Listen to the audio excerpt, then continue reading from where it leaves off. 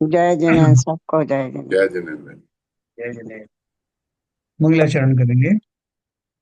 ओम नमः सिद्धेभ्याय जय श्री ओम नमः सिद्धेभ्याय जय श्री ओम नमः सिद्धेभ्याय। मंगलम भगवान वीरो मंगलम गौतमो गणे मंगलम कुंद कुंदाद्यो जयंदर्मोस्तु मंगलम। सर्वमंगल मांगल्यम सर्व कल्याण कारकम प्रधानम सर्वधर्माणां जैनं जयतो शासनम।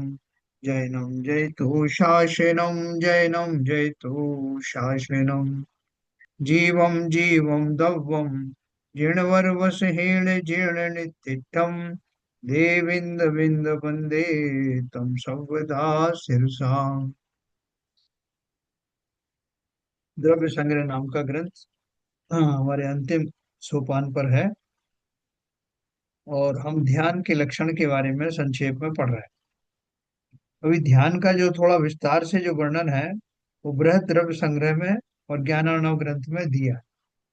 तो अभी अपन को डिसाइड करना है और लोग आ जाएं अब कि अगला जो ग्रंथ है हम या तो बृहद द्रव्य संग्रह पढ़ें या गोमट सार का जीव कांड पढ़ें। बृहद द्रव्य संग्रह पढ़ेंगे तो इससे कंटिन्यूटी रहेगी सर। हाँ, तो उसमें थोड़ा सा अच्छा दिया है और वो तो किताब थोड़ा ढूंढना पड़ेगी आपको। बृहद द्रव्य संग्रह इसकी ये परम श्रुत मंडल की है, आगाज से प्रकाशित हुई है। मैं उसका फोटो भेज दूंगा। हाँ, शैलन जी आ गए क्या? शैलन जी, बृहद द्रव्य संग्रह नाम की एक पुस्तक है अपनी, अगला उसको अच्छा। लेंगे तो उसका फोटो मैं आपको सब पूरा भेज दूंगा, पहला दूसरा पेज का। तो वो खोज करके जरा उसका पीडीएफ भेजिएगा। उसमें ठीक ध्यान है का ठीक है। स्वरूप भी अच्छे से दिया है। हाँ, ठीक है ना, वो अच्छा है और उससे कंटिन्यूएशन में ही है। और मैंने अभी उसके वो देखा था, उसका कंटेंट देखा था। वैसे तो मंदिर जी में मैंने लिया था एक बार ये। तो अपन चलते हैं। वो जो कल हमने जहाँ छोड़ा था, वो चूंकि कल रिकॉर्डिंग नहीं हुई तो थोड़ा पहले से ले लेंगे। और कोई शंका हो लोगों की तो बात करेंगे। सरिता जी भी आई हुई है, सरिता जी को कुछ शंका होगी तो वो भी अपन बात करते हैं।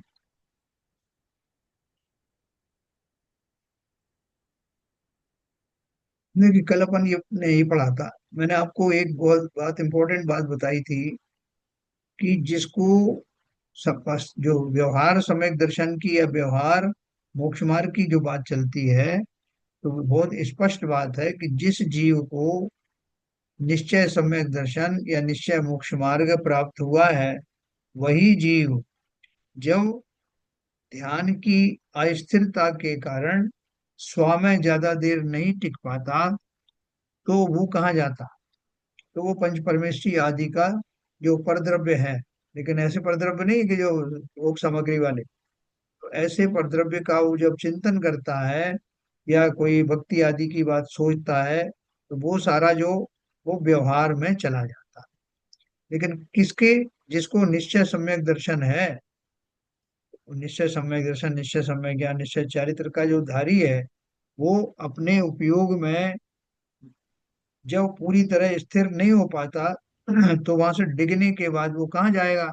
तो वो इन्हीं में पंच परमेष्ठी आदि के ध्यान में जाता है। तो उस समय की उसकी अवस्था को व्यवहार ध्यान कहा जाता है या व्यवहार मोक्ष मार्ग कहा जा सकता है। तो ये या व्यवहार सम्यक दर्शन कहा जाता है। जब व्यवहार सम्यक दर्शन की मैं परिभाषा और आपको स्पष्ट करूं कि जीव को भेद विज्ञान पूर्वक स्व का पूरी तरह से स्वरूप मालूम है और उस स्वरूप में भली भांति वो पारंगत हो गया है, उसके पूरे बैकग्राउंड में वो स्वरूप बस रहा है, वही जीव कभी पंच परमेष्ठी का ध्यान करे, कभी मंदिर चला जाए, कभी और अनुष्ठानों में भाग ले, तो उस काल में भी वो जो कर रहा है, क्योंकि उसका निश्चय सम्यक दर्शन तो बैकग्राउंड में है ही है। अब वो खाली स्व का कंसंट्रेट होके चिंतन नहीं कर रहा है, लेकिन उस काल में जब वो पंच परमेष्ठी आदि के भाव कर रहा है, भक्ति आदि कर रहा है, तो उस काल को उसका व्यवहार सम्यक दर्शन का क्या काल कहा जाता है? मगर जब उपदेश दे रहे हैं या बिहार कर रहे हैं उस समय क्या स्थिति होती है? उसमें भी वही है, उसमें भी वही है। व्यवहार सम्यक चारित्र है, व्यवहार वो है, लेकिन कंडीशन क्या है कि वो व्यक्ति वास्तव में सम्यक दृष्टि होना चाहिए। मिथ्या दृष्टि को व्यवहार सम्यक दर्शन या व्यवहार सम्यक ज्ञान या व्यवहार चरित्र नहीं होता। ये बात बहुत अच्छे से ध्यान रखना। भावलिंगी मुनि होना चाहिए। भावलिंगी मुनि हो या भावलिंगी श्रावक हो। हम्म, अब तो हमने दूसरी बात ये भी कही थी कि हम और आपकी क्या स्थिति है। हमारा तो निश्चय सम्यक दर्शन, निश्चय सम्यक ज्ञान या निश्चय मोक्ष मार्ग नहीं है। तो हम क्या करें, हम कौन सा ध्यान करें और हमारा ध्यान किस खाते में जाएगा। तो उसकी सीधी सीधी बात है, अब तक अपन समझ चुके हैं कि अगर मैं आर्त रोध ध्यान करता हूँ जो कि मिथ्या दृष्टि के के लक्षण ही हैं, तो मेरे जो होना है वो आप जानते ही हो। लेकिन अगर मैं शुभ वृत्तियों में, जैसे जैनेन्द्र देव का या पंच परमेष्टि का ध्यान करता हूँ और इस उद्देश्य से करता हूँ, वहां भी उद्देश्य क्या है मेरा, कि मुझे एक ना एक दिन निश्चय सम्यक दर्शन की प्राप्ति हो। अगर ऐसा क्लियर कट लक्ष्य लेकर के मैं भक्ति आदि के भाव करता हूँ, तब मैं व्यवहार तो व्यवहार सम्यक दर्शन तो नहीं कहेंगे, लेकिन अपन व्यवहार से भी व्यवहार की बात कर रहे हैं। यानी जो हमारा ध्यान है, जो हमारी क्रियाएं हैं, जो हमारा प्रयत्न है, वो क्या है कि किसी दिन मुझे भी निश्चय सम्यक दर्शन प्राप्त हो। इस अभिलाषा के साथ किए जाने वाले मेरे धार्मिक क्रिया अनुष्ठान, वो भी उपचार से व्यवहार में गिने जाते हैं। तो एक शब्द मैंने और क्या लगाया, उपचार से, है ना। तो अभी जैसे हम इस स्थिति में आ गए कि हम हमें सम्यक दर्शन होने के लिए किंचित हम थोड़ी भूमिका में आ चले हैं। थोड़ा सा और बढ़ेंगे तो हम कहाँ पहुंच जाएंगे, हम सम्यक सन्मुख मिथ्या दृष्टि हो जाएंगे। जैसे किसी ने दरवाजे खोल के दरवाजा बंद कर रखा है और हम बाहर खड़े हुए हैं, तो हम क्या उस दरवाजे के, सम्यक रूपी दरवाजे के बाहर खड़े हुए हैं, इंतजार कर रहे हैं कि वो दरवाजा खुले। इस तरह से सम्यक सन्मुख हैं हम। अभी हम अगर पूरे नहीं हुए सम्यक सन्मुख तो थोड़े बहुत हुए होंगे, लेकिन हमारा लक्ष्य अभी तुरंत प्रभाव से सम्यक सन्मुख बनना है। और उसके बाद वो उस दरवाजे के सामने खड़े हो जाना है जहां से कि निश्चय सम्यक दर्शन के पट खुलने वाले हैं। अब उसमें कंडीशन मैंने क्या लगाई कि मैं, जो मेरे भक्ति भाव आदि है वो होते हैं, धार्मिक अनुष्ठानों से जुड़ता हूँ, जो जो काल में मैं जाता हूँ करता हूँ, उसके पीछे कोई भोग सामग्री की प्राप्ति का पर्पज नहीं होना चाहिए। पर्पज एकमात्र होना चाहिए कि मुझे तो वही सम्यक दर्शन चाहिए कि जो वास्तव में निश्चय सम्यक दर्शन कहलाता है। तो उस भावना से किए जाने वाले मेरे सारे अनुष्ठान सफल होंगे, क्योंकि मैं भोग आदि की प्रवृत्ति से बिल्कुल दूर हूँ। और एक न एक दिन मुझे वेद विज्ञान होगा, एक न एक दिन मुझे करण लब्धि होगी, और बहुत शीघ्र ही मैं निश्चय सम्यक दर्शन को प्राप्त कर। ये बहुत क्लियर कट मैंने आपको बताया है। इसमें कहीं उलझने की जरूरत नहीं। हाँ, ये सरिता जी हैं। है। सरिता जी हैं। हाँ बताइए, हाँ। आपको ये बात मैंने अभी समझाई, इसमें सब समझ में आया कि कुछ शंका है। नहीं, एक्चुअली हमारे यहाँ थोड़ा सा कोई बाहर आया था तो मैं सुन नहीं पाई वो। मैं थोड़ी देर को 2 मिनट को गई थी बाहर। अच्छा, हाँ। चलो कोई बात नहीं, ये आज रिकॉर्ड हो रहा है। हाँ। बाद में भी आप सुन सकती हैं, हाँ। है ना। खाली इतनी सी बात मैंने बताई है कि हम और आप जो है अभी मिथ्या दृष्टि तो है, लेकिन ऐसे घोर मिथ्या दृष्टि भी नहीं है कि कोई फुटपाथ पे खड़ा हुआ व्यक्ति है जिसने धर्म के बारे में कुछ पता नहीं है, उसको यही नहीं मालूम कि मनुष्य पर्याय क्या होती है। कोई गरीब है, अभाव में जी रहा है, लूला लंगड़ा है, ऐसा उसको मनुष्य पर्याय मिल तो गई, लेकिन मनुष्य के रूप में भी वो पशुओं जैसा ही है। कम से कम वैसे वाले चिंतन वाले जीव तो नहीं है। तो हमारा चिंतन चलता है, भली प्रकार चलता है, अच्छे कुल में उत्पन्न हुए हैं, बुद्धि के अच्छे धारी हैं, जिनेंद्र के बारे में हम परिचित हैं। आत्मा के का बात हमने सुनी हुई है, और उस दिशा में रुचिवान भी हैं। इतनी सारी अनुकूलताओं के होते हुए मैं ऐसा सामान्य सम्यक दृष्टि, सामान्य मिथ्या दृष्टि नहीं होकर के उन परिपक्व मिथ्या दृष्टियों में से हूँ, जो शीघ्र ही सम्यक रूपी दरवाजे के सामने खड़े होने वाले हैं। अभी खड़ा नहीं हुआ हूँ, खड़े होने वाला हूँ। खड़े होने वाले में मेरी ये भूमिका है। अब जब मैं निरंतर अपने इस शुभ उपयोग को पंच परमेष्ठी जिनेंद्र देव के दर्शन पूजन भक्ति आदि को इस दिशा में लगाऊंगा और निरंतर अपने ध्यान का अभ्यास करूंगा, जितना भी ध्यान मुझे जाप आदि के माध्यम से आता है, और सब करने का मेरा एक ही पर्पस है कि मुझे निश्चय सम्यक दर्शन प्राप्त हो। इस भाव से किए जाने वाले मेरे समस्त धार्मिक अनुष्ठान एक दिन मुझे सम्यक सन्मुख लाकर खड़ा कर दे। तो मुझे करना क्या है, बहुत सिंपल हो गया। मैं जो भी क्रियाएं करता हूँ उन क्रियाओं को निष्प्रय भाव से करूँ।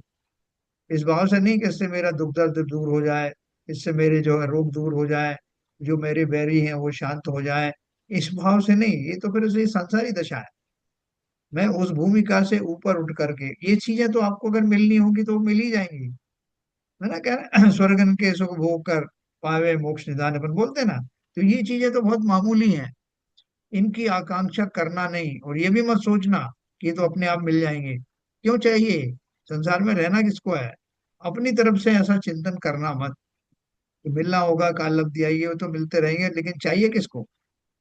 और अपनी ओर से अपनी इस भूमिका में, जो मेरी मिथ्या दृष्टि की भले ही भूमिका हो, इसको और निखार लाना।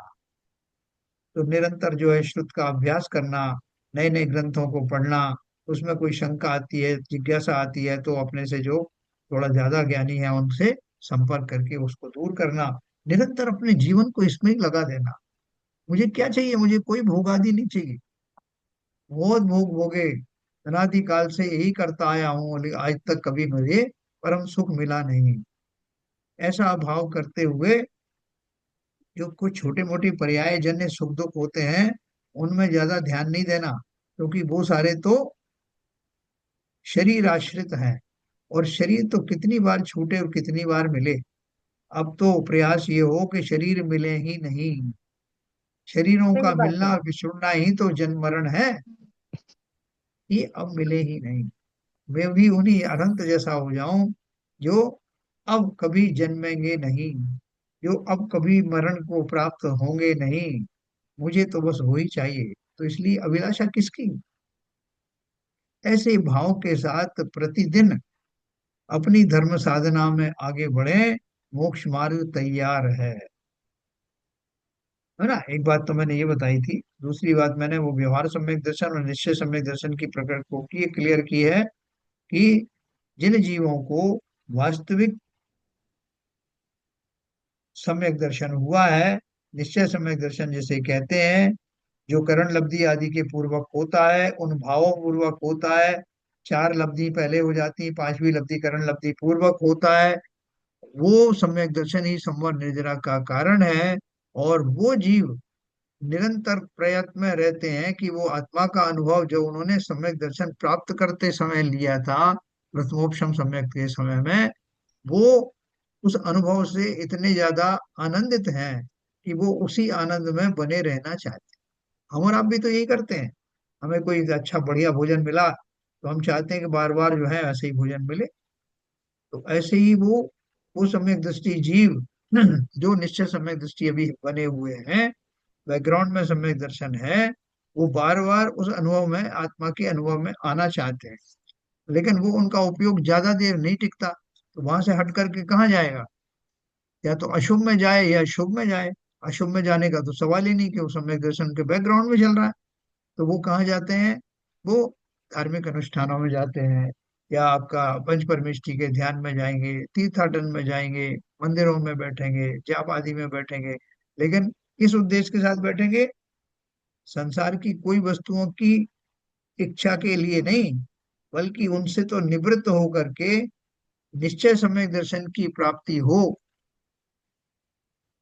सॉरी, उनकी तो जो जन निश्चय सम्यक दर्शन के धारी हैं, उनको तो उनका जो चिंतन थोड़ा सा अभी वहां से जो हट गया है, उस काल में वो जो कुछ शुभ उपयोग करते हैं बिना पंचेंद्री के विषयों की कामना के, वो व्यवहार ध्यान या व्यवहार मोक्ष मार्ग कहा जाता है। तो निश्चय सम्यक दृष्टि को ही, जिस समय आत्मा से अपना ध्यान थोड़ा हटता है, उस काल में जो पंच परमेष्ठी आदि का ध्यान होता है, उसको ही व्यवहार सम्यक दर्शन कहा जाता है ना। ये बहुत ध्यान से समझना, कोई कंफ्यूज मत होना। और जो मिथ्या दृष्टियों का जो ध्यान आदि होता है हम और आप करते हैं, जो अनुष्ठान आदि करते हैं, शुभ क्रियाएं आदि करते हैं, उनमें दो तरह के होते हैं। एक तो वे जो किसी चाहतवश करते हैं कि मेरा ये रोग ठीक हो जाए, और उसके लिए किसी ने बताया था कि एक माला फेरना, एक्स्ट्रा फेरना, और फलाने का आपके परिजन का किसी का कल्याण करना है, उसका नुकसान हो रहा है, उसके लिए दूसरी जाप करना, ये मंत्र पढ़ना। तो ये सब में निदान है, इन सब में अभिलाषाएं हैं, और उनका फल संसार ही है।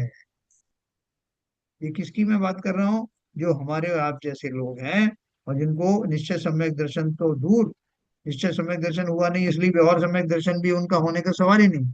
आप हम अपनी बात कर रहे हैं कि हम में से दो कैटेगरी के लोग हैं। तो एक तो यही करते हैं, हम और आप भी करते हैं, जब कभी कोई संकट आता है तो हम जो है वो मंदिर में चले जाते हैं, कुछ दान पुण्य कर लेते हैं, या जो है कोई किसी ने बता दिया कि फलान फलान जो है माला फेरो, वो उससे ठीक हो जाएगा। बहुत सारे लोग तो जो जैनेतर जो मंत्र आदि हैं उसमें भी चले जाते हैं, लेकिन ना भी जाएं, अपने भी पढ़े, तब भी इस अभिलाषा से वो मंत्र आदि पढ़ना बिल्कुल निरर्थक है।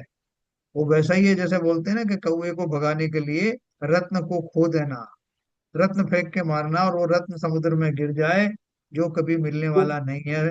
ऐसा करना जैन धर्म की प्राप्ति के बाद उसमें मिलने वाले मंत्र आदि का ये दुरुपयोग है। तो शुभोपयोग क्या करना? भले ही हमें सम्यक दर्शन नहीं हुआ तो हमारा ऐसा चिंतन तो हम कर ही सकते हैं कि भैया ये मनुष्य जन्म मुझे कई बार मिला, जिसमें मैं अपना काम कर सकता था, मैंने नहीं किया, अनंत पर्याय मैंने खो दी, तब भी मैंने ऐसे ही किया, संसार की ही कामना की, अपने परिजनों को, अपने शरीर को स्वस्थ रखने के लिए सारा समय व्यतीत किया। मेरे चिंतन में वो सारा आर्त ध्यान ही तो है। मैं अपनी इस दशा से असंतुष्ट हूँ, ये अर्थ ध्यान।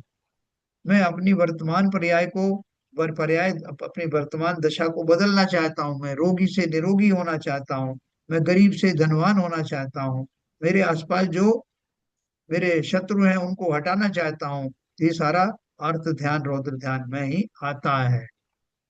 शत्रुओं को देख करके उनमें उनका नुकसान देख के मैं आनंदित होता हूँ, ये मेरा रौद्र ध्यान। झूठ बोल करके मुझे किसी को सताया, उसमें मैं संतुष्ट होता हूँ, अच्छा लगता है, ये सब रौद्र ध्यान है ना। हिंसा नंदी, वृषा नंदी, ये सब आते ना, तो उनमें दूसरे का कोई नुकसान हो रहा है, किसी भी तरह से हो रहा है, झूठ बोलने से लोग परेशान हो रहे हैं, मेरे चोरी कर लेने से जो है लोग दुखी हो जाएंगे, लेकिन मुझे अच्छा लग रहा है, ये सब रौद्र ध्यान। तो ये जानने के बाद भी अगर हम इनमें फंसे रहे तो हम में और बाकी साधारण व्यक्तियों में क्या अंतर हुआ? तो निरंतर अपनी जितनी भी पर्याय के क्षण बाकी हैं, इस पर्याय को खाली मत जाने देना। इसका अंतिम बिंदु तक, अंतिम सांस तक इन परिणामों में रहना कि मैंने अपनी अनंत पर्याय यूं ही गंवा दी, और मनुष्य पर्याय बहुत लिमिट की मिलती है। उनमें वो सब भी चली जाती हैं, जब मैं गर्भ में ही मर गया, मैं सम्मूर्छन हुआ, मैं गरीब हुआ, मैं फुटपाथ पे पैदा हुआ, बहुत सारी चीजें जो है मेरे साथ में उन पर्यायों में गिन ली जाती हैं, और आप मनुष्य भावों में। और जो आपको गिनती के मनुष्य पर भाव बोले हैं वो सब तो चले गए। एक आध ही मनुष्य भाव ऐसा होता है जिसमें जीव उत्कृष्ट पुरुषार्थ करके शुद्ध सम्यक दर्शन की प्राप्ति कर पाता है। और हो सकता है कि लक्षण के हिसाब से उन सारे लक्षणों को देखते हुए यही पर्याय वो पर्याय हो मेरी, इसके बाद हो सकता है ये मेरी अंतिम त्रस पर्याय हो, और मैं एक इंद्रिय में जाने वाला। इसको बहुत ध्यान रख करके अपन, जैसे बहुत कोई इंपॉर्टेंट अपने को काम दिया था, भाई साहब ये अंतिम मौका है, फ्लाइट चूक जाएगी, वो अनाउंस करते ना कि एक यात्री रह गया है, जल्दी आ जाओ, 2 सेकंड 2 मिनट के अंदर में फ्लाइट छूटने वाली। और हम और आपको तो निश्चित भी नहीं है कि 2 मिनट है कि 1 सेकंड है। इसलिए दाव मत चूकना। इस पर्याय के बहुत उत्तम पर्याय मिली है, और पंचम काल के प्रथम सोपान में हम उत्पन्न हुए हैं। 18,000 से 21,000 साल में से 18,000 अभी बाकी हैं। हम तो पहले ही उसमें आ गए जिसमें बहुत साधुओं का बोलबाला है, धर्म के जो बहुत रुचिवान लोग हैं, जो निरंतर घटती चली जाएगी। इसलिए इस सब मौके का फायदा उठाना और सबसे पहले तो सम्यक सन्मुख मिथ्या दृष्टि बन जाना, इसमें क्या बड़ी बात है। मिथ्या दृष्टि तो हम है ही, वो टाइटल तो हमें मिला हुआ है, लेकिन उससे हट करके कैसे मिथ्या दृष्टि आम लोगों से ऊपर उठ करके सम्यक के सन्मुख, यानी वो सम्यक रूपी दरवाजा है वो बंद है, उसके सामने खड़े होने की अभी हमारी हिम्मत नहीं हुई है, वहां तक पहुंचने की योग्यता पहले लाना है। और अगर इस पर्याय के अंत तक भी हमने वो कर पाया, तब भी बहुत देर नहीं हुई, वो संस्कार हमारे अगले भाव में जाएंगे। वो सम्यक दर्शन प्राप्त हो गया तो फिर तो क्या कहना है, फिर तो भव भावों तक हम तिर्यंच और नरक पर्याय में नहीं जाएंगे, इसकी गारंटी मिली। तो इतना बढ़िया हमको धर्म के का रास्ता मार्ग मिला है, समझने योग्य बुद्धि मिली है, समझाने वाले आचार्य मिले हैं, तो हमें उसका पूरा रहस्य समझना चाहिए।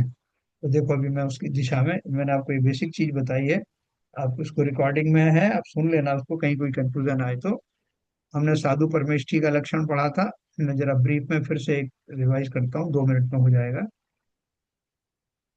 जो मुनि दर्शन और ज्ञान सहित मोक्ष के मार्ग रूप सदा शुद्ध चारित्र को साधते हैं, वे साधु परमेष्ठी हैं, उन्हें नमस्कार। तो साधु जीवन हम जो बिताते हैं ना, तो साधु कौन है, मैंने कल आपको ये बताया था कि साधु का अर्थ क्या है, अंत्य दीपक है ना ये। सर्व साधु में आचार्य भी आते हैं, उपाध्याय भी आते हैं, और अरहंत भी साधु पूर्वक ही बने, पूर्वक ही से उनका वो गुणस्थान आया है, इसलिए वो भी परम साधु हैं, परम मुनि हैं। तो ये इस तरह की ये यात्रा करने की जो बेसिक है, वो साधु होते हैं, 28 मूल गुणों का पालन करते हैं। और हमें आप सबको भी साधु बनकर ही एक दिन इस भव से पार होना। फिर अपन ने बात किया था, जो मुनि सम्यक दर्शन, सम्यक ज्ञान और सम्यक चारित्र को साधते हैं, अर्थात रत्नत्रय को धारण करते हैं, उन्हें साधु परमेष्ठी कहते हैं। रत्नत्रय ही मोक्ष मार्ग है।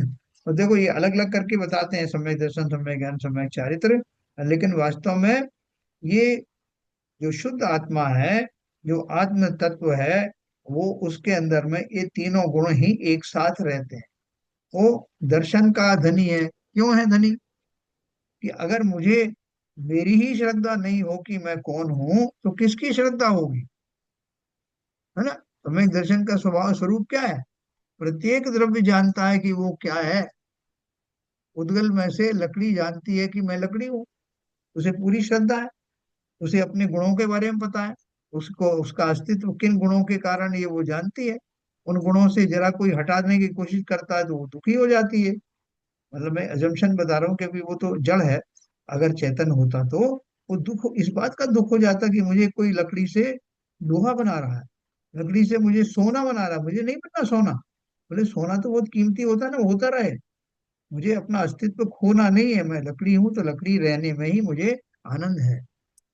ऐसा ऐसा अपने स्वरूप की श्रद्धा प्रत्येक द्रव्य को होती है।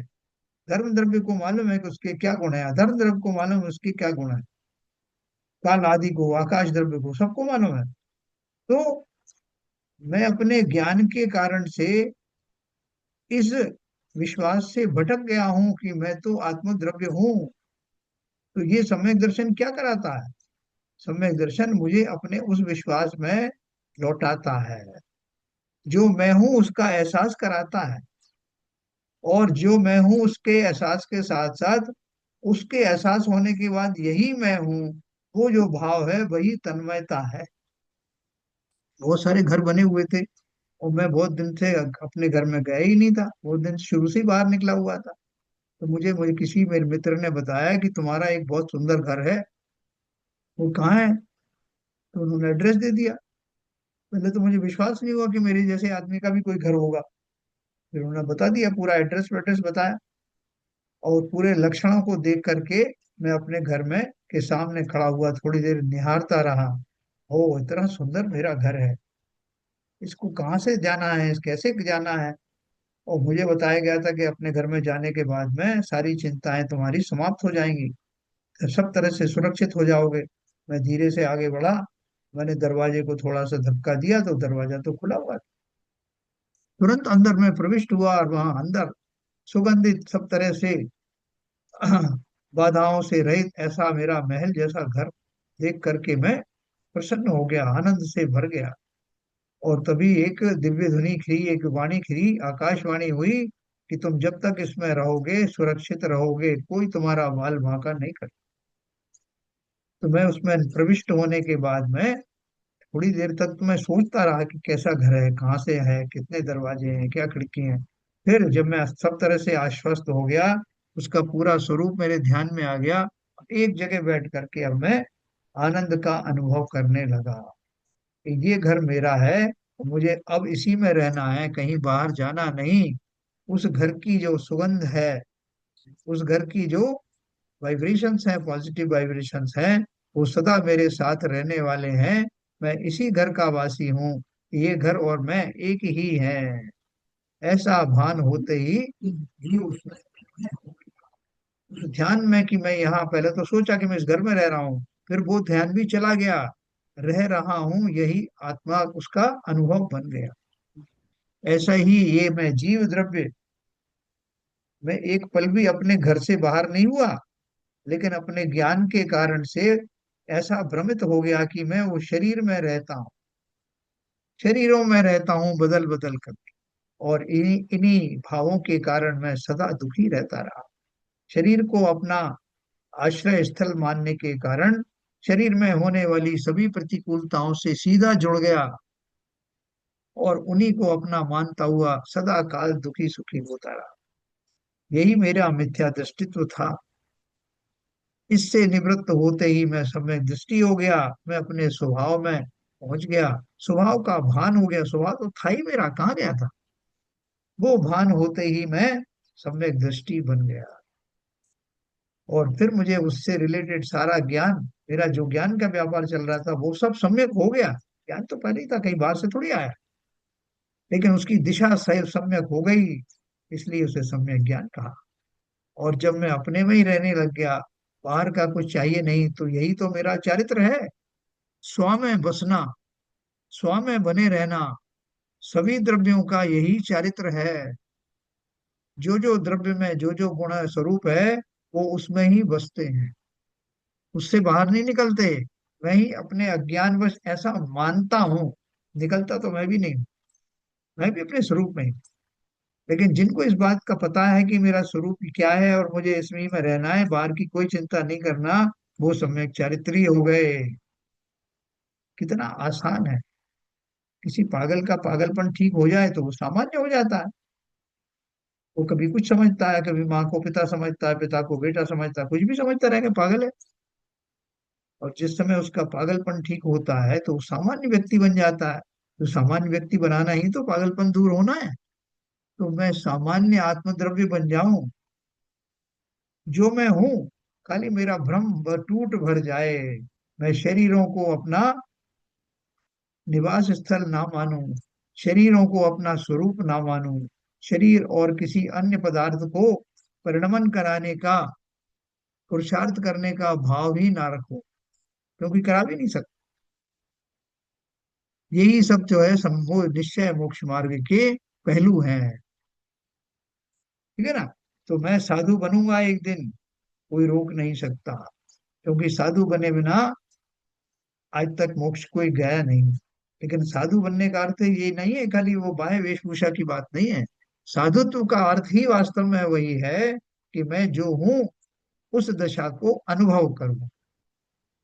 तो रत्नत्र ही मोक्ष मार्ग, अर्थात मैं सम्यक दर्शन ज्ञान चारित्र का धारी ऐसा ध्रुव स्वरूपी त्रिलोकी भगवान स्वरूप आत्मा हूँ। यह पंच परमेष्टि का स्वरूप नियमसार गाथा इसमें तथा मोक्ष मार्ग प्रकाशक अध्याय 1 में दिया है ना। ये सारी पुस्तकें बहुत आसानी से आज उपलब्ध हैं, पहले नहीं हुआ करती थी। यह जिज्ञासुओं को पढ़ लेना चाहिए। पंच परमेष्टि व्यवहार ध्यान का विषय है। पंच क्या बोल रहे हैं, पंच परमेष्टि व्यवहार ध्यान का विषय है, इसलिए उनका ध्यान भावलिंगी मुनि का व्यवहार चरित्र है। हाँ? तो उनका जो चरित्र है वो कौन सा है, ये है।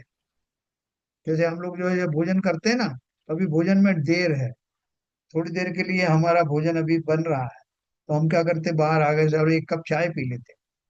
तो वो चाय क्या है, वो वास्तविक भोजन तो नहीं है, लेकिन ये एक स्टॉप गैप अरेंजमेंट है। कोई पूछे साहब आप जो भोजन कर रहे हैं क्या, नहीं बोले भोजन तो नहीं कर रहे, थोड़ा चाय नाश्ता कर रहे हैं। तो अर्थात क्या है कि वो व्यवहार रूप से एक भोजन ही है, लेकिन वास्तव में भोजन नहीं। तो उन्होंने जो मैंने आपको पहले बताया वो ये बोल रहे हैं कि पंच परमेष्टि किसका विषय है, व्यवहार ध्यान का विषय है, लेकिन किसके लिए है, जो निश्चय सम्यक दृष्टि है। हम और आपके लिए वो व्यवहार चारित्र नहीं है, तो क्या है हमारे लिए वो? हमारे लिए दो, मैंने दो तरीके बताया। या तो हम उनसे भोग आदि की अभिलाषा करने वाले उनको अपना साधन मानते हैं, या अशुभ से बचने के लिए हम उनका ध्यान करते हैं। जबकि तीसरी कैटेगरी के लोग जो सम्यक दृष्टि बनने वाले हैं, वो उनको भली भांति उपयोग में ला करके बिना किसी पंचेंद्री के विषयों की आकांक्षा के निरपेक्ष होकर के सम्यक दर्शन की प्राप्ति के लिए जो साधन करना है, जो ध्यान आदि का, उसका अभ्यास करते हैं।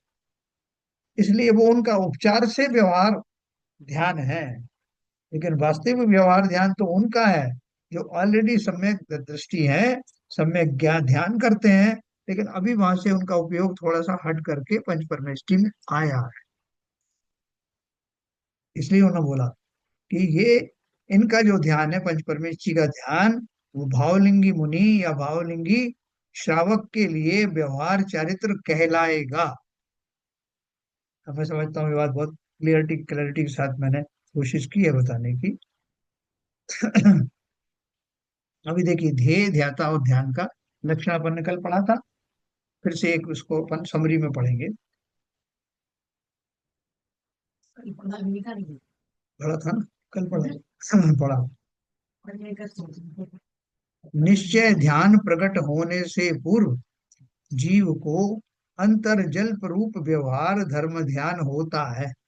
तब जो निर्विकल्प ध्यान प्रकट होता है वह निश्चय अर्थात सच्चा ध्यान है, उसके द्वारा जीव को संवर निर्जरा होती।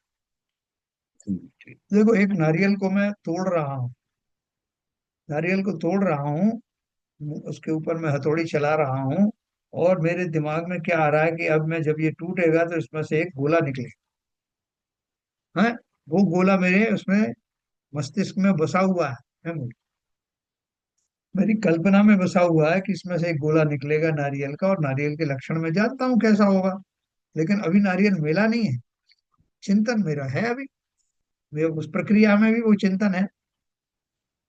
अब इस चिंतन में, और जब वो निकल के गोला बाहर आ गया, और तब भी मैं जो देख रहा हूँ कि ये है वो गोला, इन दोनों चिंतन में कुछ फर्क है? जिस समय वो निकला नहीं है, लेकिन चिंतन में है कि इसमें से गोला निकलेगा, और जब निकल आया, तो अभी अभी भी मैंने उसको उपयोग में नहीं लाया है, लेकिन मैं, मेरा चिंतन अभी ये है कि ये है वो गोला, देखो कैसा निकला। तो इन दोनों चिंतन में फर्क है। तो वो बोल रहे हैं कि ये जो है वास्तविक गोला निकलने से पहले किए जाने वाला जो ध्यान है, उसको उन्होंने क्या बोला है, अंतर जल्प रूप व्यवहार धर्म ध्यान। अभी निश्चय धर्म ध्यान आगे, तो इसलिए उन्होंने कहा इनमें इनकी बारीकियों को बहुत अच्छे से समझना। निश्चय ध्यान प्रकट होने से पहले, अभी अपन जाप माला दे के बैठे हैं, तो पहले शुरू शुरू में तो थोड़ा स्थिर होने में टाइम लगता है ना, और फिर स्थिर होने के बाद में शुरू हो गया, आपका पहला पद्य शुरू हुआ, अरहंत का ध्यान करते करते पहले आपने जो पूरी पूरी की माला 108 नहीं हुए, आपने 12 बार किया, उंगली से किया, जैसे किया, फिर धीरे धीरे आप जमते जा रहे हैं उसमें। तो वो पहली वाली जो अवस्था, और उसके बाद दूसरी अवस्था और तीसरी अवस्था में, जिसमें आप बहुत ज्यादा उसमें अडिग हो गए, कंसंट्रेटेड हो गए, उसमें फर्क होता है। तो वो जो पहले की जो भूमिका है, जिसमें कि मैं उस साधना के लिए तैयार होता हूँ, वो मेरे अंदर के जो भाव हैं, जो अभी ट्रांजिट स्टेज में है, वो उतने उत्कृष्ट भी नहीं है और इतने निकृष्ट भी नहीं है जो मैं माला से पहले रखे हुए था। तो उनको ही अंतर जल्प उन्होंने कहा। निश्चय ध्यान प्रकट होने से पूर्व जीव को अंतर जल्प रूप व्यवहार व्यवहार धर्म ध्यान होता है। तब जो निर्विकल्प ध्यान प्रकट होता है वह निश्चय अर्थात सच्चा ध्यान है। हमारे हमारे जो ध्यान होता है उसकी भी भूमिका है, मिथ्या दृष्टि है, लेकिन हमारी भी जो मालाएं चलती हैं, ध्यान चलता है, उसमें भी प्रारंभिक भूमिका का ध्यान कुछ और होता है, अंतिम का कुछ और होता है, बीच का कुछ और होता है। तो वह निश्चय अर्थात सच्चा ध्यान है, उसके द्वारा जीव को संभव निर्जरा होती है। ये तो उन्होंने स्टेजेस बताए, लेकिन संभव निर्जरा वाला ध्यान कौन कौन को होता है? जिसको वास्तव में सम्यक दर्शन हुआ है, और सम्यक दर्शन से पहले उसको वो अंतर्जल शुभ भाव वगैरह होते हैं, और फिर बाद में उसमें आत्मा के ध्यान में लग जाता है। और जैसे ही आत्मा का ध्यान उसको प्रारंभ होता है, संवर निर्जरा प्रारंभ हो जाते हैं। तो आपका प्रश्न होगा कि हम मिथ्या दृष्टियों को संवर निर्जरा होती है क्या? बताओ भाई, किसको लगता है कि होती है या नहीं होती? शैलन जी, होती है क्या थोड़ी बहुत? संवर निर्जरा बिल्कुल नहीं होती। नहीं, निर्जरा तो होती है। हम्म। ऐसे नहीं है कि निर्जरा नहीं होती, पर हमारी निर्जरा जितनी होती है उससे ज्यादा हम कर्म बांध लेते हैं हाँ, निरंतर। तो उसको इसलिए हमें निर्जरा नहीं ये लगता तो कहते। निर्जरा तो आज भी चालू है। निर्जरा तो जो नॉर्मल, जो सम्यक दृष्टि नहीं है उनकी भी है। हाँ, लेकिन वो जो समय आने पर वो तो होती ही है। लेकिन जो निर्जरा एकदम जो सम्यक दृष्टि की जो निर्जरा होती है, वो तेजी से घटती है। जब वो ध्यान में जाते हैं तो बहुत ही तीव्र गति से कम होती हुई निर्जरा, उनके कर्म जो है कम होते जाते हैं। और एक समय ऐसा आता है कि सारे की सारे उनके जो कर्म हैं वो पूरे खाली हो जाते हैं। हाँ, और वही समय होता है जब उनको हाँ, केवल ज्ञान की प्राप्ति होती है। हाँ। इसको और अकाम बताओ निर्जरा मुझे। बोलते थे। हाँ, इसको अकाम अकाम निर्जरा निर्जरा का। बोलते हैं। जी हाँ, जी। जो किसी काम की नहीं है, और सकाम मतलब जो साधुओं की और निर्जरा होती है, हाँ, वो नहीं देखो, सकाम निर्जरा होती ये है। जी। अपन अकाम निर्जरा और सकाम निर्जरा का भी ये भी फिर से पढ़ेंगे। देखो, मैं आपको एक एक बहुत रहस्यपूर्ण बात बताता हूँ कि अपन बोलते हैं शास्त्रों शास्त्रीय भाषा में कि जिसको सम्यक दर्शन की प्राप्ति हुई है उसी को संवर पूर्वक निर्जरा होती है। इसका अर्थ क्या है? कि उसके जब कर्म उदय में आते हैं तो वो उन कर्मों के उदय में रिएक्टिव नहीं होता। वो उन कर्मों के उदय में नॉर्मल आदमी जैसा भटक जाता है और कषाय हो जाता, वो नहीं होता। तो फलता उसकी निर्जरा भी हो जाती कर्म की, और नया कर्म बंधन नहीं होता। ये अपन मोटी मोटी बात अपन ने समझी। लेकिन आप और हम जैसे जो जीव हैं, उनको जिनको ये स्वरूप समझ में आ गया ना, जैसे इनने अकाम निर्जरा की बात करी, तो अपन ये दोनों बात करेंगे। उसमें क्या होता है कि हम और आपको अभी कोई संकट आया, नॉर्मल कोर्स में जो संकट आया कि मेरी बेटी को कोई संकट आया, बेटे को संकट आया, मेरा धन की थोड़ी कमी हो गई या कहीं से लुट गया धन, तो नॉर्मल कोर्स में मैं बहुत विवल हो जाता था। मेरी कषायें जो है बहुत पीक तक चली जाती थी। मेरा अंतर्मन रोने लगता था। तो मैं नॉर्मल मिथ्या दृष्टि की तरह व्यवहार कर रहा था। लेकिन अभी मुझे जो है शास्त्राभ्यास के द्वारा मैंने अपने को संयत किया। ऐसा थोड़ी कि शास्त्राभ्यास और ये धार्मिक अनुष्ठान बिल्कुल बेकार चले जाएंगे। उनकी वजह से असर ये हुआ कि मैं अब अपेक्षाकृत उतना ज्यादा दुखी नहीं होता। तो अब क्या दशा होगी? उतना दुखी नहीं हुआ। या जैसे अकाम निर्जरा में कहा कि मैं भूख के मारे परेशान हो जाता था। मैं घर आकर के बहुत चिल्लाता था पत्नी पर कि मैं मंदिर गया था, तुम भोजन क्यों नहीं तैयार किया? लेकिन अभी मेरे को लगता है कोई बात नहीं, नहीं हुआ तो मुझे उपवास का अभ्यास हो गया। मैंने अपने मन को समझाया बस। मैं भी सम्यक दृष्टि नहीं हूं, तो मुझे क्या निर्जराएं होंगी? तो उसका जवाब है कि निर्जरा कैसी होगी? उन दोनों के बीच की होगी। कौन से दोनों के बीच की? एक तो वो सम्यक दृष्टि जीव था जिसको कि उस तरह का नया कर्म बनता ही नहीं, क्योंकि वो रिएक्टिव नहीं है। वो तो आत्मा को अपना शरीर को अपना स्वरूप समझता ही नहीं है, तो उसको नया बंध होगा नहीं। दूसरा वो व्यक्ति था जो घोर मिथ्या दृष्टि था, जो हर एक के उसमें प्रतिकूलता में बहुत दुखी होता था। तो उसकी निर्जरा क्या हुई कि वो कर्म आया, वो चला गया और नया और बन गया। लेकिन तीसरे प्रकार की जो भूमिका अपन बात कर रहे हैं, हमारे जैसे समझदार लोग हो गए हैं, थोड़ा सा शास्त्राभ्यास किया है, तो अपेक्षाकृत उसमें कमी आ गई। कर्म हमारा भी बंधेगा नया, पुराना कर्म जाएगा, नया कर्म हमारा भी बनेगा, लेकिन कैसा बनेगा? हल्का बनेगा। उसकी स्थिति कमजोर होगी, उसका अनुभाग कम होगा, और उसके फलस्वरूप वो कर्म जब बना कम स्थिति वाला, तो अब अगली बार उदय में आएगा तो कम स्थिति और कम अनुभाग वाला आएगा। तो उसमें मुझे और मौका मिलेगा, संबल मिलेगा। अरे मैंने, ये क्या बड़ी बात है, छोटी मोटी बात तो होती रहती, मैं और सुदृढ़ होऊंगा, अगली बार फिर वो कर्म बनेगा, और अल्प अवधि का बनेगा, ये चक्र मेरा उल्टा चलने लगेगा, मेरी जीत ही जीत है, ये बेकार बेसिकली नहीं जाने वाला। बेसिकली तो ये जो सारी चीजें आत्मा का ज्ञान है, जैसे जैसे आत्मा में ज्ञान बढ़ता जाएगा, जी। वो जो आपके कर्मों का और का जो इम्पैक्ट है वो आपको नलीफाई होता जाएगा। इसमें कोई ऐसी, मतलब कोई ऐसा कोई भगवान की दैवीय शक्ति नहीं है। हाँ, ये अपने आप में एक आत्मा का ज्ञान है। आत्मा का ज्ञान बढ़ता जाएगा, और वो जो आपको कर्म लगते थे या जो आपको वो प्रॉब्लम लगती थी, उनसे निवृत्ति होती जाएगी। और आपको जब महा मोह माया आपका खत्म हो गया, आपके ये सब कम हो गए, तो फिर क्या फर्क पड़ेगा आपको? संसार में क्या आ रहा है, क्या जा रहा है, कुछ चेंज हो रहा है, तो उससे आपका, आपकी आत्मा में ज्ञान इतना आ गया है कि उससे आपको कोई फर्क ही नहीं पड़ता। बिल्कुल सही है। देखो, अभी अपन ने एक कर्म सिद्धांत के बारे में पढ़ा, अपन ने ये जाना कि जो घटना जब जिस काल में होनी होगी, वो अवश्य घटित होगी, उसे कोई रोक नहीं सकता। न केवल घटना घटित होगी, बल्कि जिस रूप में वो होनी है उसी रूप में होगी, उसमें भी कुछ बदलाव होने वाला नहीं। ऐसा विश्वास किसको होता है?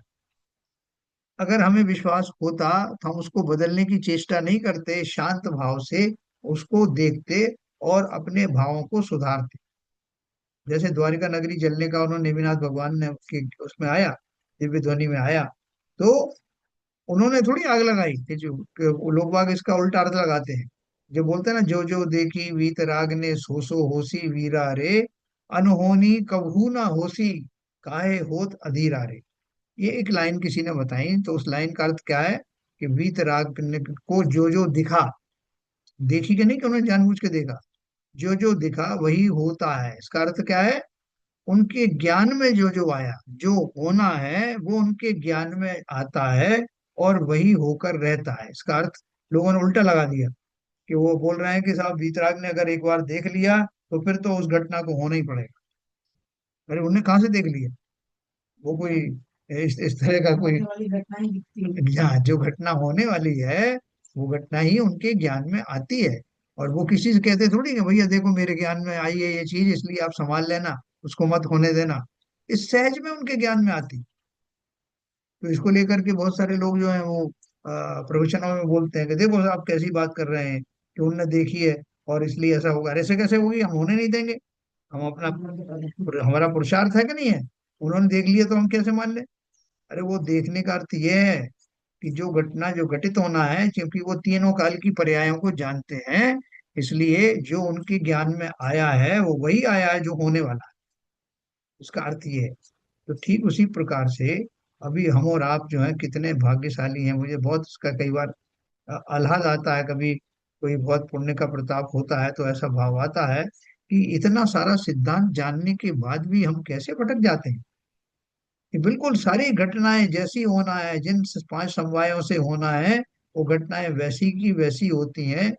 ये बात जिनके समझ में आई, जिनके समझ में नहीं आई उन्होंने तो क्या किया कि वो आग कैसे टल जाए, कैसे द्वारका नगरी ना जले, उन सारे निमित्तों को हटाने की बात होने लगी।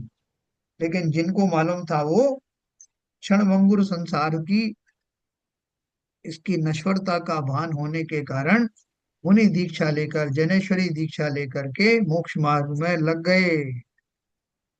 हम और आपको इससे एक प्रेरणा मिलती है कि हम थोड़े से अभी भयवान लोग जीव हैं।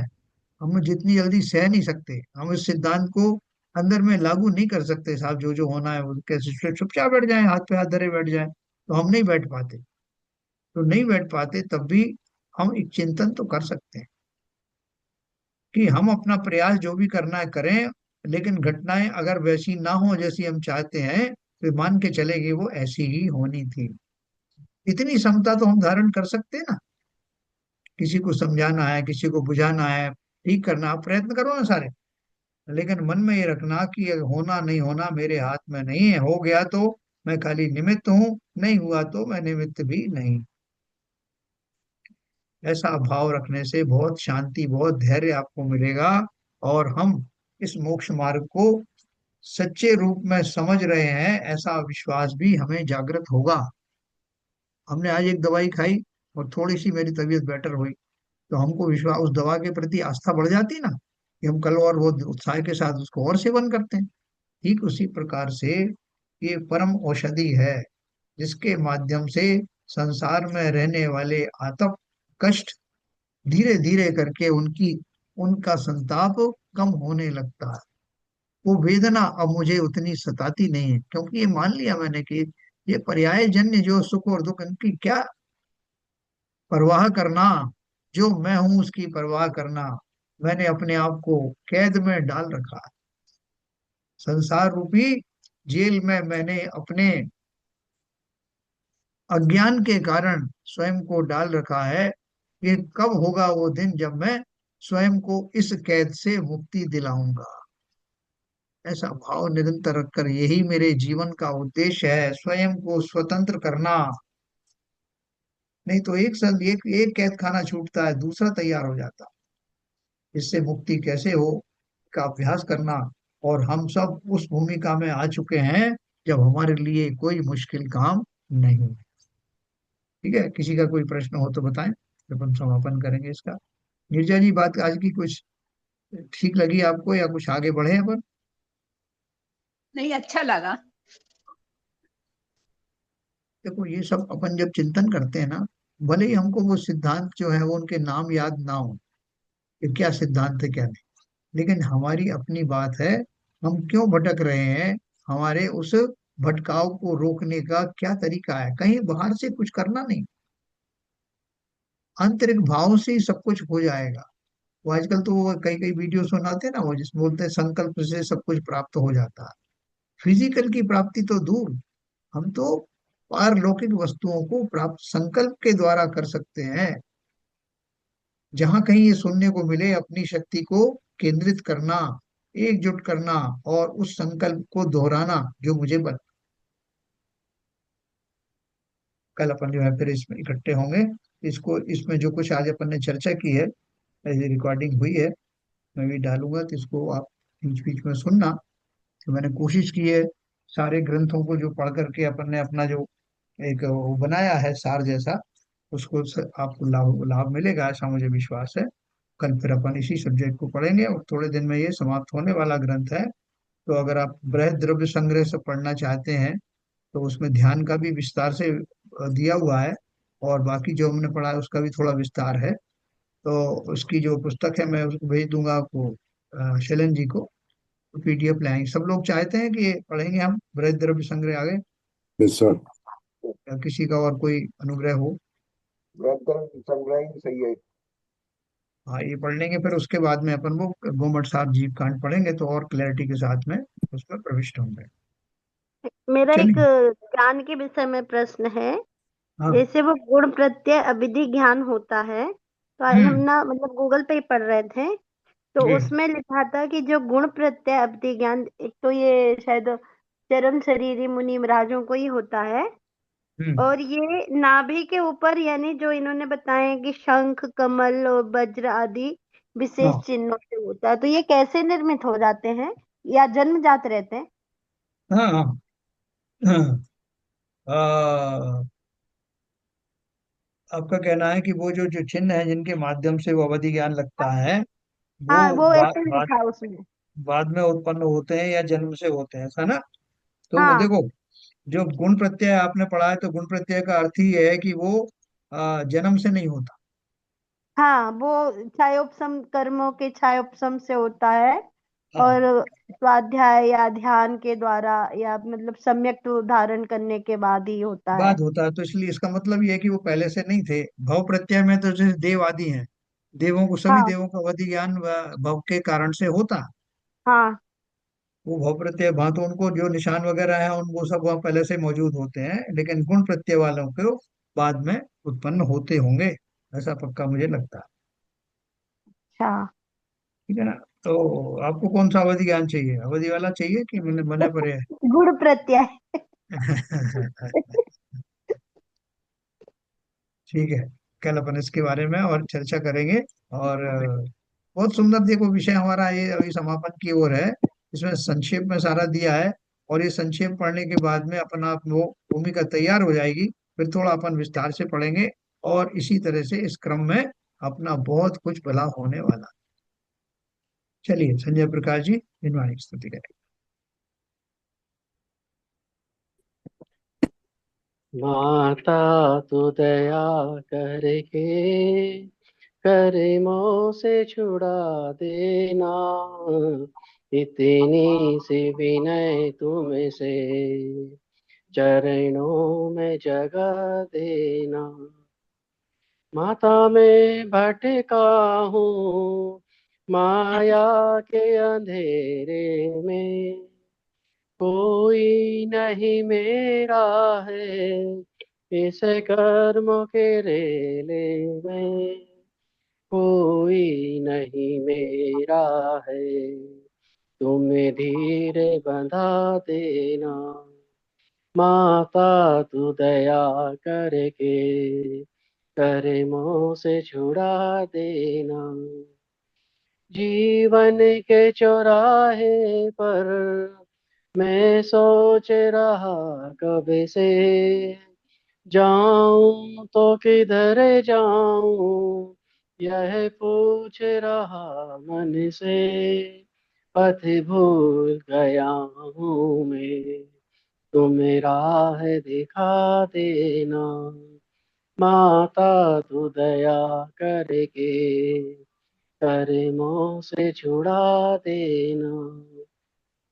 लाखों को उबारा है मुझको भी उबारो तुम, मझधार में नैया है उसको भी तिरा दो तुम, मझधार में अटका हूँ उसे पार लगा देना।